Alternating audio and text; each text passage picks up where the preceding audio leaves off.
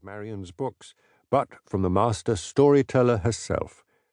We first met many years ago in London, and although we didn't meet very often, both being exiled Scots, both having worked on newspapers and magazines, both being writers, we were never stuck for something to talk about. I loved hearing her stories about the different places she had lived around the world, but more often than not, the conversation would drift back home to Scotland.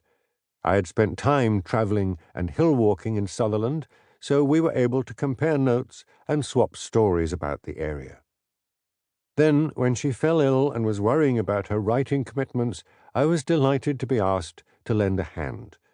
Marian was never short of ideas and always knew what challenges she wanted her characters to face, what their reactions would be, and what the ultimate outcome would be. She was not, however, able to cope with the physical demands of sitting typing at a keyboard for hour after hour.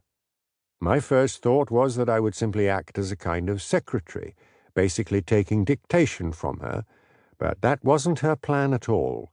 She wanted to talk about the scenes that unfolded in her head and carried a plot line forward. Dictating would be too slow and tedious for her. She wanted spontaneity to keep things barreling along at a good pace. So we discussed characters and scenes, and I went off to write them up, bringing back a draft printout for Marian to read through. For me, this was the least enjoyable part of the process. I like to think that I always remained calm, acting cool, but it was actually hugely stressful.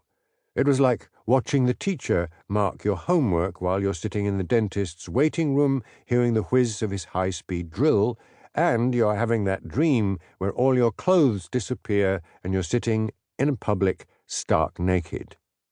You've never had that dream? It can't just be me, can it? Marian read the draft with an editing pen poised in her hand like a guided missile searching for targets to obliterate. It wasn't launched at the paper too often, but Marian also saw straight through my Mr. Cool act. She had a way of holding her head to one side and raising an eyebrow as though she was most displeased about something she had just read, then bursting out laughing when she saw me squirming. So much for being cool. But it was good-natured teasing, and I was immensely proud that she was happy with what I produced. I loved chatting with her about her characters and working out what calamities would befall them. As we both became more used to trading thoughts, she was happy to offer me just the start of an idea, leave me to carry it forward a bit, and then take it back to add a final flourish, which, once she thought it was working, she would do with a big smile, a theatrical wave of the hand, and the words, "The end." It wouldn't be the end of the book, maybe not even the end of a chapter, but it was Marian's way of making sure that little episodes weren't dwelt upon for too long. She liked to keep the story moving forward. I feel hugely honored that she trusted me to work with her on Hamish, and in the time we spent together, we discussed many more potential plot lines and scenes than were needed for this book. Hamish has far more than his fair share of trouble ahead, but for the meantime he has to contend with the twin demons of jealousy and revenge. The majority of Marian's previous Hamish Macbeth books dealt with human failings of one sort or another. In some, the traits were obvious, in titles like Death of a Gossip, Death of a Bore, or Death of a Liar. Marian was very clear about what she had in mind for this 36th book, and the title eventually became Death of a Green-Eyed Monster.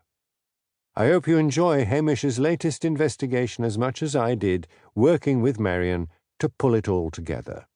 I will miss all those story sessions. I will always miss Marian, and I count myself as very lucky to have had so much fun with her delving into the world that she created. R.W. Green, 2022. Chapter 1. Oh, beware, my lord, of jealousy. It is the green-eyed monster which doth mock the meat it feeds on. William Shakespeare, Othello.